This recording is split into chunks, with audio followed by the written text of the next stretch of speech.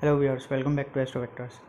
Viewers, आज का हम जो चार्ट एनालिसिस करने वाले हैं वो एक बहुत बड़े पब्लिक फिगर है, बहुत बड़े बिजनेस टाइकून है और ये जाने जाते हैं एक तरीके से एथिक्स के लिए।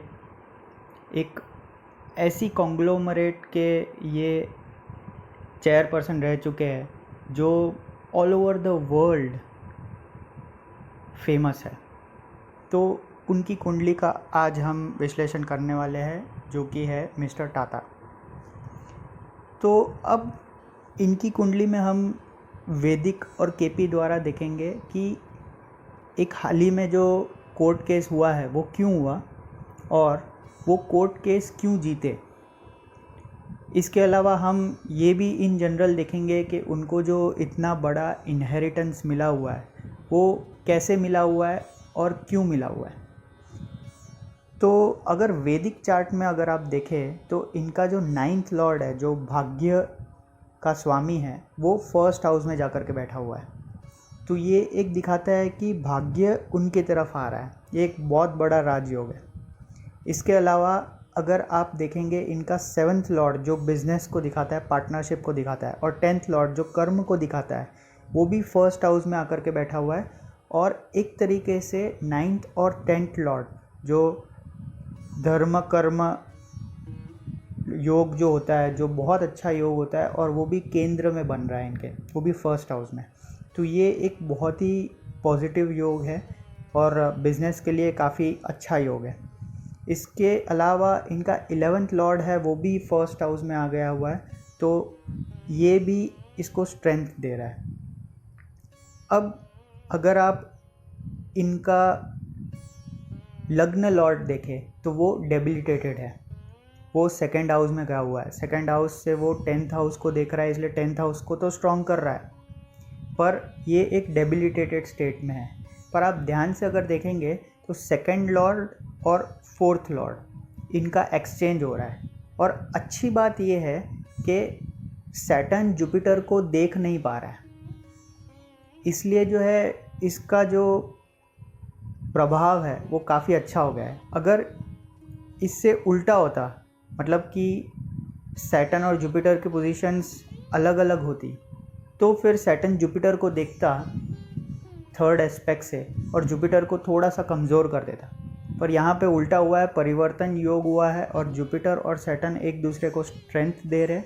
जुपिटर इनकी फैमिली लाइफ को बड़ी कर देगा, सैटर्न जो है इनको नौकर चाकर प्रॉपर्टी इनका सुख देगा।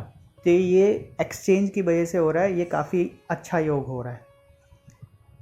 मार्स को अगर आप देखेंगे तो वो एक्वेरियस साइन में, और एक्वेरियस साइन साइंस के लिए जानी जाती है और एक तरीके से पब्लिक सपोर्ट या किसी भी तरीके के इनोवेशन के लिए जानी जाती है। तो यहाँ पे मार्स कुछ इनोवेटिव चीज़ करने के लिए इनको प्रेरित करेगा। राहु केतु की जो 6-12 एक्सिस है, ये एक बहुत ही स्पेशल एक्सिस है और ये मैंने बड़े बड़े बिलियनर्स की कुंडली में देखी हुई है, जैसे कि बिल गेट्स की कुंडली में भी है और मिस्टर टाटा की भी कुंडली में है और भी काफ़ी सारी कुंडली में है। तो ये जो एक्सिस है वो सबसे पहले तो आपको पेट्स लवर बनाती है, दूसरा आपको एनजीओ की तरफ ले जाती है, और तीसरा आपको इंटरनेशनल फेम देने में भी ये मदद करती है। यहाँ पे इनका राहु 12th हाउस में है, इसलिए इनको इंटरनेशनल फेम मिलने में भी आसानी रहेगी। अब इनका जो 8th लॉर्ड है मून, वो गया हुआ है 11th हाउस में।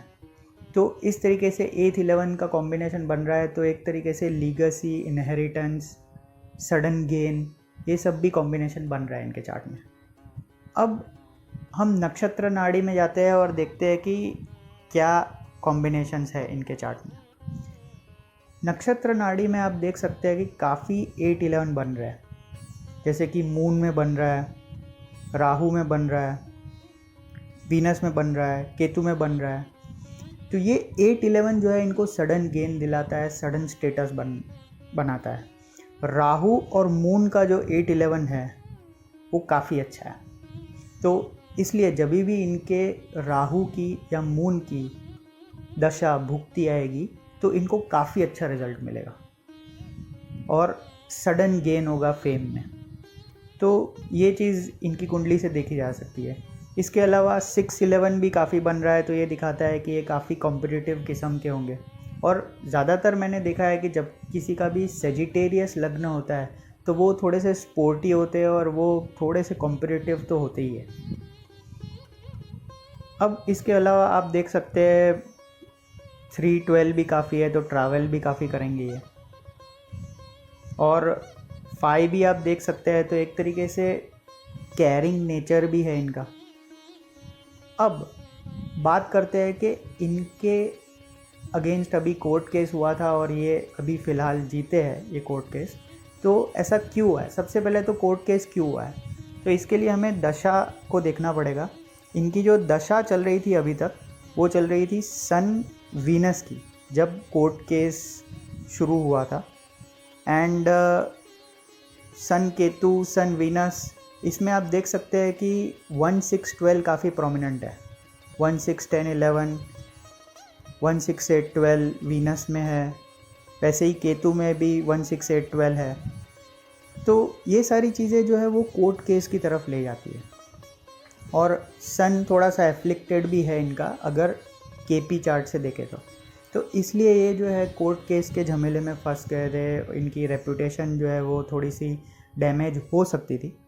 पर आप देखेंगे कि जैसे ही इनकी सन की दशा ख़त्म हुई, मतलब कि 6 दिसंबर 2020 में, तो 2021 का साल इनके लिए काफ़ी अच्छा साल रहेगा। और सिर्फ 2021 ही नहीं, आने वाले 10 साल जो मून का पीरियड है वो काफ़ी अच्छा रहेगा। इसका रीज़न है क्योंकि आप देख सकते हैं कि 8-11 फ्लॉलेस है, उसे रोकने वाला मून में कोई नहीं है। इतना ही नहीं, 2-4-11 भी बन रहा है, तो वो एक रिटायर होकर के घर पे बैठेंगे और काफ़ी लविंग एंड केयरिंग टाइप के स्वभाव उनका जो है वो बाहर आएगा। ये चीज़ जो है इनके पर्सनालिटी ट्रेट में पहले से ही दिख रही थी, पर अब मून के पीरियड में ये काफ़ी बाहर निकल के आएगी। मून इनका एक्सीलेंट है, इसलिए ये कोर्ट केस इनको जिताने ही वाला था। और जैसे ही 6 दिसंबर 2020 ख़त्म हुआ और 7 दिसंबर 2020 से ये तय हो गया था कि ये कोर्ट केस जीतने वाले हैं, क्योंकि इनकी मून की दशा चल रही थी। अब ये इसलिए भी जीते क्योंकि अगर आप देखेंगे कि फ़िलहाल सैटर्न जो इनका सेकंड लॉर्ड है वो सेकंड हाउस में ही है, तो ये दिखाता है कि किसी तरीके का मॉनिटरी लॉस भी नहीं होगा। जुपिटर अपने बर्थ चार्ट के जुपिटर पे से पास हो रहा है, इसलिए उसे स्ट्रेंथन भी कर रहा है। तो ये भी एक फैक्टर है ट्रांजिट का जिसने उनको केस जितवाया है।